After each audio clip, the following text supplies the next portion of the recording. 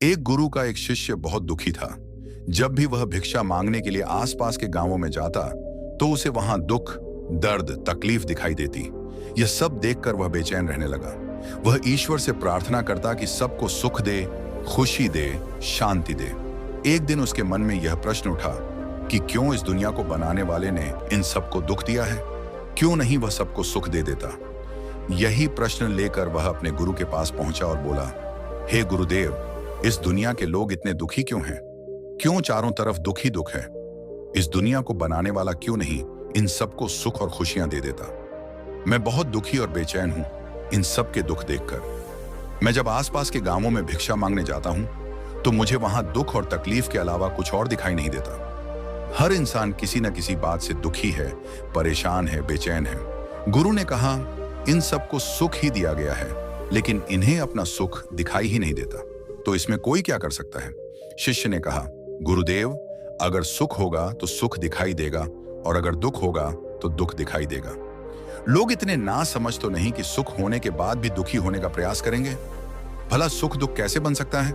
दुख होगा तभी तो लोग दुखी और परेशान हैं। यह सुन गुरु ने एक हल्की सी मुस्कान दी और कहा, मैं जानता हूं कि तुम एक बहुत अच्छे मूर्तिकार हो। तुम एक काम करो, इन लोगों की खुशी के लिए, इन लोगों के सुख के लिए एक ऐसी मूर्ति बनाओ जिसे देखकर यह सब अपना दुख भूल जाएं, चाहे थोड़े समय के लिए ही सही।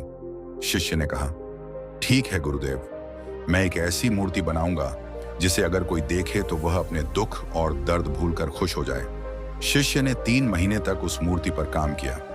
वह दिन रात पूरी लगन से उस मूर्ति को तराशता रहा।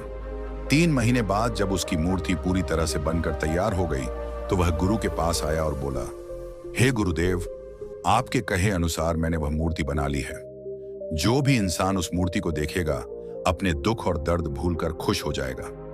आप मेरे साथ चले और उस मूर्ति को देखकर बताएं, क्या मैंने सही काम किया है? गुरु शिष्य के साथ उस मूर्ति के पास पहुंचे। मूर्ति सचमुच बहुत सुंदर थी, अद्भुत थी। शिष्य ने एक सुंदर स्त्री की मूर्ति बनाई थी जो दिव्य दिख रही थी, देवी दिख रही थी।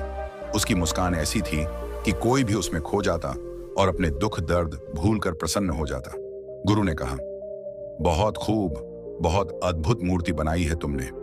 अवश्य ही यह लोगों को उनके दुख से बाहर निकालने में उनकी मदद करेगी, परंतु मैं चाहता हूं कि तुम इस मूर्ति के चेहरे पर कहीं पर भी एक ऐसा निशान बनाओ जो दिखाई ना दे। शिष्य ने पूछा, लेकिन क्यों गुरुदेव?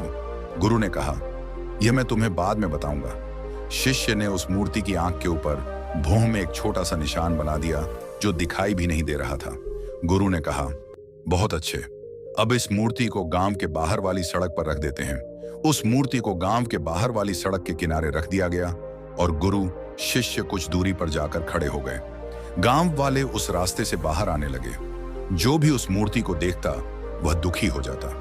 एक व्यक्ति उस मूर्ति को देख रहा था। उसने बड़े ध्यान से उस मूर्ति को देखा, फिर अफसोस करता हुआ आगे बढ़ गया।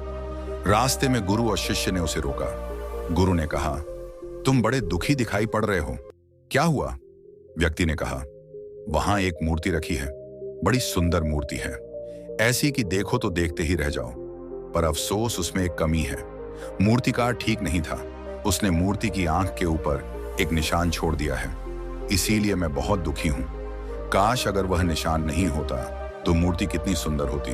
शिष्य ने कहा, पर वह निशान तो दिखाई भी नहीं दे रहा, तुमने कैसे देख लिया?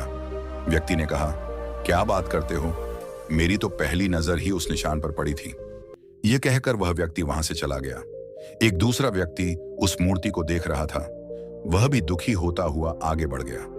गुरु और शिष्य ने उस व्यक्ति को भी रोका और उससे पूछा, क्या हुआ, तुम इतने दुखी क्यों लग रहे हो? उस व्यक्ति ने कहा, वहां एक बहुत सुंदर मूर्ति है, पर मूर्तिकार बेकार आदमी था। उसने मूर्ति के चेहरे पर एक निशान छोड़ दिया है जिसने मेरा मन खराब कर दिया है। शिष्य ने पूछा, पर वह निशान तो दिखाई भी नहीं दे रहा, तुमने कैसे देख लिया? उस व्यक्ति ने कहा, अरे कैसी बात करते हो भाई, मुझे तो पूरी मूर्ति में वह निशान ही दिखाई पड़ा। शिष्य ने कहा, क्या तुम उस निशान को छोड़कर सिर्फ मूर्ति नहीं देख सकते? क्या हुआ अगर उसमें एक छोटा सा निशान है, शेष मूर्ति तो अच्छी है ना? व्यक्ति ने कहा, हाँ, मूर्ति तो अद्भुत है, दिव्य है, लेकिन अगर उसमें वह निशान नहीं होता तो बस इसीलिए मैं दुखी हूं। धीरे धीरे सभी गांव वालों ने वह मूर्ति देखी और सभी दुखी हो गए। शाम होने पर आखिर में राजा भी अपने रथ में सवार होकर वहां से निकला। उस मूर्ति को देखकर वह अचंभित था कि इतनी अद्भुत मूर्ति रास्ते पर क्यों खड़ी है। इसे तो उसके महल में होना चाहिए था। लेकिन थोड़ी देर में वह भी दुखी हो गया और उस मूर्ति को छोड़कर आगे बढ़ गया। गुरु और शिष्य ने उस राजा को रोका। गुरु ने राजा से पूछा, हे राजन, आप दुखी क्यों हैं? क्या मूर्ति सुंदर नहीं है? राजा ने कहा, मूर्ति तो दिव्य है, पर एक वह निशान जो मूर्ति की आंख के ऊपर है वह सही नहीं है। मूर्तिकार ने गलती कर दी, इसीलिए मैं दुखी हूं।